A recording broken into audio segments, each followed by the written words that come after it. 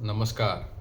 तर आजच्या आपल्या व्हिडिओचा विषय आहे की चांगला ज्योतिषी याची लक्षणं काय? चांगला ज्योतिषी कसा ओळखायचा? तर त्याच्यासाठी आज मी तुम्हाला काही पॉईंट सांगणार आहे. तर सर्वप्रथम या व्हिडिओची गरज काय? तर जसं की मी तुम्हाला मागच्या व्हिडिओमध्ये सांगितलेलं आहे, मागच्या काही, की सगळ्या क्षेत्रामध्ये जसे चांगले, वाईट सगळ्या प्रकारचे लोकं असतात, तसे या क्षेत्रातही असतात. त्यामुळे ते आयडेंटिफाय करणं आपल्यासाठी खूप महत्त्वाचं आहे. त्यासाठी मी तुम्हाला काही लक्षणं सांगणार आहे. ती तुम्ही बघून एक ओळखू शकता, की ज्योतिषी कसा आहे, साधारण कसा आहे, म्हणजे कोणत्या कॅटेगरीचा आहे, चांगला आहे का? हे तुम्हाला कळेल.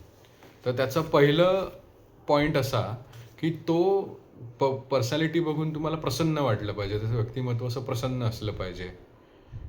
कारण मगच तुम्हाला विश्वास वाटेल, की हा व्यक्ती आपले प्रॉब्लेम सॉल्व्ह करू शकतो आणि आपण त्याच्याकडे जाऊ शकतो. हे पहिलं लक्षण. त्यामुळे आश्वासक असणं गरजेचं आहे.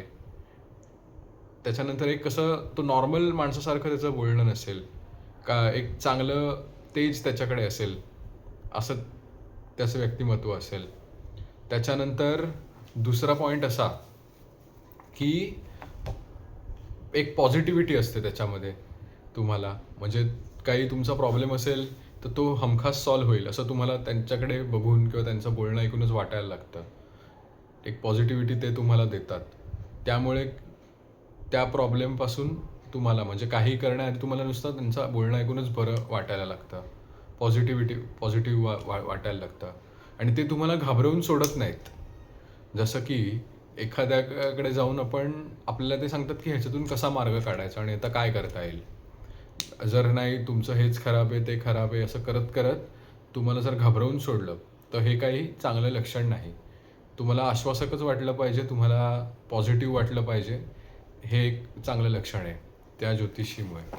त्याच्यानंतर एक पुढचा पॉईंट असा आहे, की प्रत्येक इंडस्ट्रीमध्ये काही म्हणजे प्रत्येक विषयामध्ये आपण म्हणूया, की त्यांचे काही शब्द असतात त्या विषयाच्या रिलेटेड. आता उदाहरणार्थ ज्योतिषमध्ये, की ह्या घराचा स्वामी इकडे बसलेला आहे, हा मारकेश आहे, हा धनेश आहे, त्याच्यानंतर हा ग्रह वक्री आहे, हे आहे. तर ते जार्गन्स तुम्हाला सांगतात.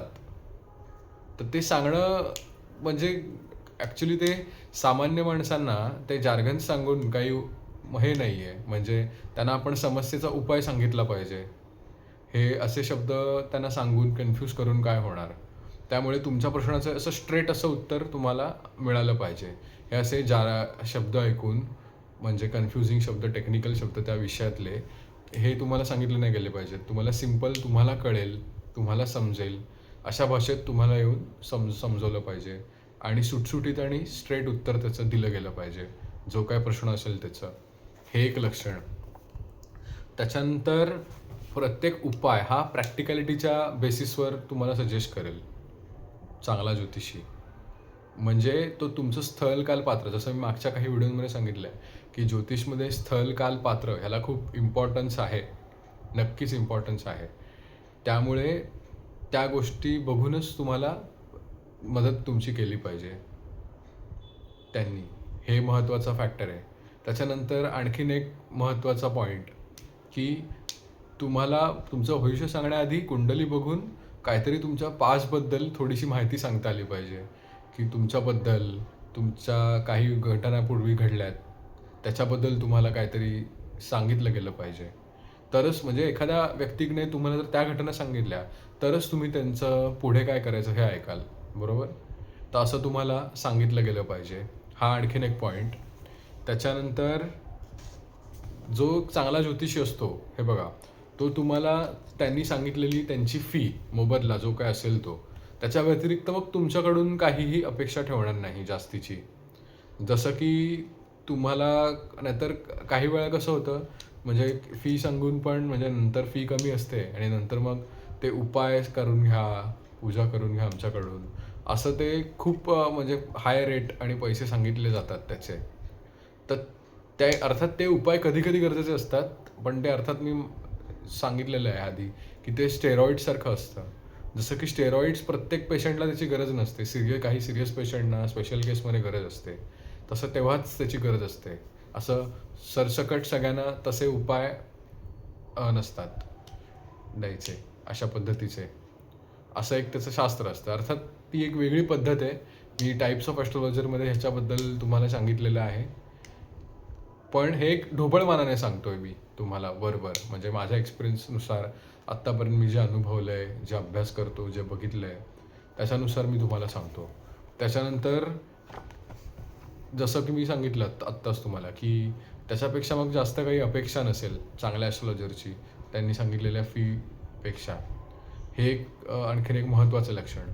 तर ही सगळी लक्षणं जर तुम्ही बघितलीत, तर तुम्हाला एक नक्कीच चांगला ॲस्ट्रोलॉजर म्हणजे आपण बऱ्यापैकी हे राहू शकतो निर्धास्त, की हा व्यक्ती चांगला आहे आणि हा तुमचा प्रॉब्लेम सॉल्व्ह करू शकतो. ह्याच्यामुळे तुमची मदत होऊ शकते. तर ही काही लक्षणं होती. ही तुम्ही नक्की बघा, जरूर बघा कोणाचाही ज्योतिषी सल्ला घेताना आणि त्यावरून तुम्ही त्याचं जजमेंट घेऊ शकता. तर धन्यवाद. ही व्हिडिओ कशी वाटली हे मला तुम्ही नक्की सांगा कमेंट सेक्शनमध्ये. कमेंट करा, लाईक करा आणि सबस्क्राईब करा नसेल केलं तर. कारण मी असेच काही इंटरेस्टिंग विषय घेऊन ह्याच्या पुढेही तुमच्याकडे येणार आहे. धन्यवाद. थँक्यू.